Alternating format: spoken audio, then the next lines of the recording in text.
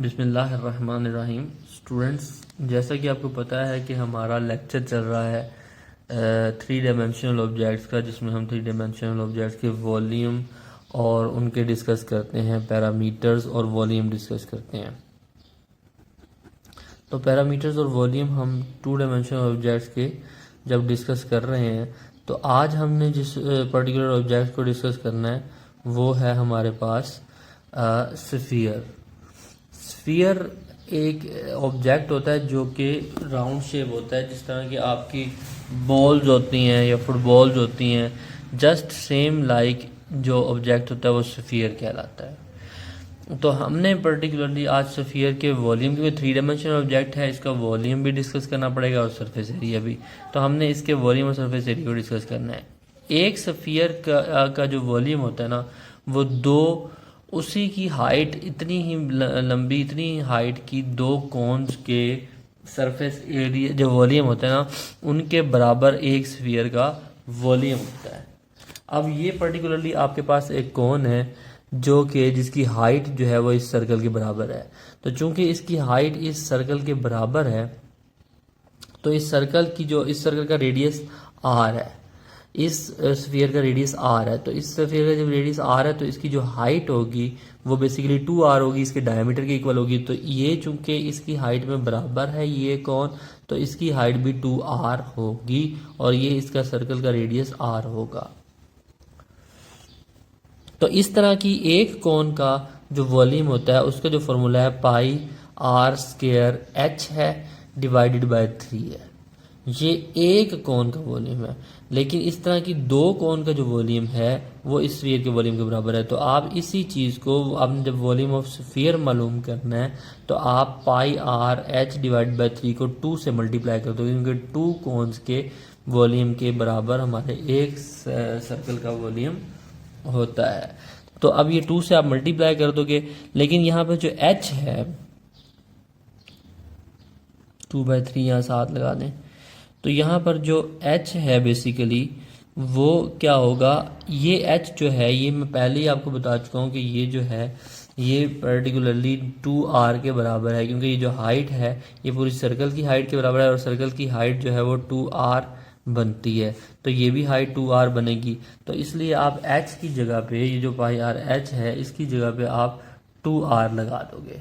जब 2r लगाओगे तो क्या होगा, 2 2 4 हो जाएगा और ये डिवाइडेड बाय 3 हो जाएगा, और ये r से जब मल्टीप्लाई होगा तो r क्यूब आ जाएगा, क्योंकि यहाँ आपने h की जगह पे 2r लगा दिया, इस r ने r से मल्टीप्लाई होना है, r क्यूब हो जाएगा, पाई पाई रह जाएगा, 2 2 4 होता है और ये 3 होता है। तो ये वॉल्यूम होता है आपका स्फीयर का। और स्फीयर का जो वॉल्यूम है, वॉल्यूम ऑफ द स्फीयर है, मसला ये है कि इस वॉल्यूम में आपने कौन की जो वॉल्यूम का जो हमने ड्राइव किया है उसकी वीडियो इससे पहले लॉन्च हो चुकी है, वो आप देख सकते हैं। अगर आपको कौन के वॉल्यूम समझना है कि ये pi r square h divide by 3 कैसे आया, तो ये भी आपको समझ आ जाएगा उस वीडियो में। अच्छा, ये तो हो गया इसका वॉल्यूम। अब इसकी हम बात करते हैं सरफेस एरिया। वॉल्यूम का जो यूनिट होता है वो लेंथ का, जो भी अगर मीटर लेंगे तो वो भी क्यूब में आएगा, ये क्यूब में आता है, या अगर सेंटीमीटर लेंगे तो वो भी क्यूब में आएगा। ये आप लोगों को हमने पता ही है और आपको डिस्कस हुआ हुआ है, हमने डिस्कस किया था। अब हम करते हैं इसके सरफेस एरिया की बात।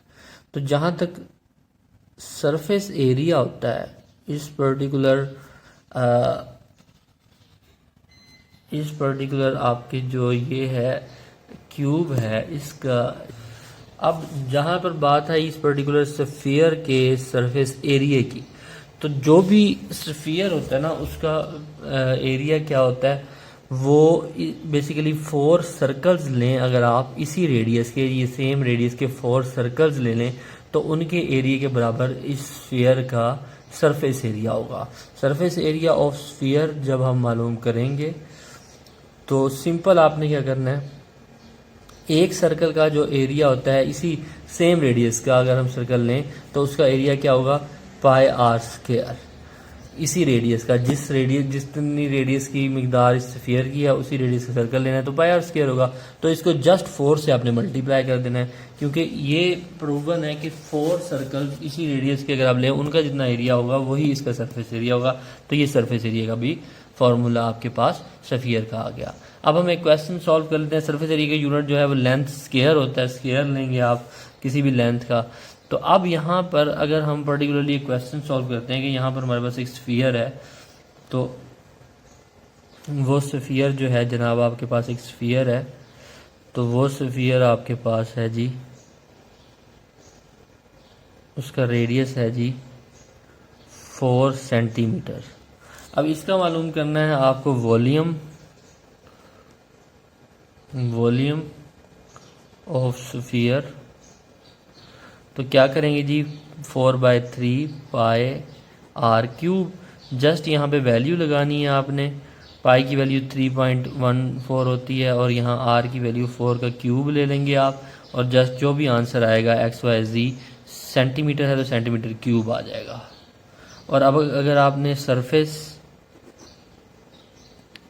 एरिया ऑफ स्फीयर करना है, तो सरफेस एरिया ऑफ स्फीयर करना है, तो बस जस्ट 4 पाई आर स्क्वायर, उसी सर्कल के एरिया का इसको 4 से मल्टीप्लाई कर दो आप, 3.14 और यहाँ पर 4 का स्क्वायर, तो ये बेसिकली एरिया आ गया। जो भी आया XYZ और सेंटीमीटर स्क्वायर में आप लगाओगे, यहाँ स्क्वायर लगाओगे, यहाँ क्यूब लगाओगे।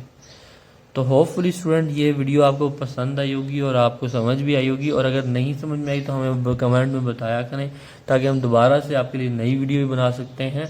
और हम पर्टिकुलरली जो क्वेश्चंस आप लोग करते हैं स्फीयर के, वो क्वेश्चन अगर आपको मुश्किल हो रही है तो आप उसको हमें ईमेल करें, हम उसको सॉल्व आउट करके उसकी वीडियो बना के अपलोड भी करेंगे और आपको ईमेल भी सेंड कर सकते हैं उसके सॉल्यूशंस। तो और हमारे चैनल्स को स्टूडेंट हमारे सपोर्ट करें, हमारे चैनल को सब्सक्राइब करें, इसको लाइक करें चैनल को, और शेयर करें स्टूडेंट्स के साथ। तो हमें इस चीज़ की ज़रूरत है सपोर्ट की आपकी, ताकि हम मज़ीद भी वीडियोज़ ला सकें, हमारी सपोर्ट भी हो जाएगी। Thank you very much for watching that.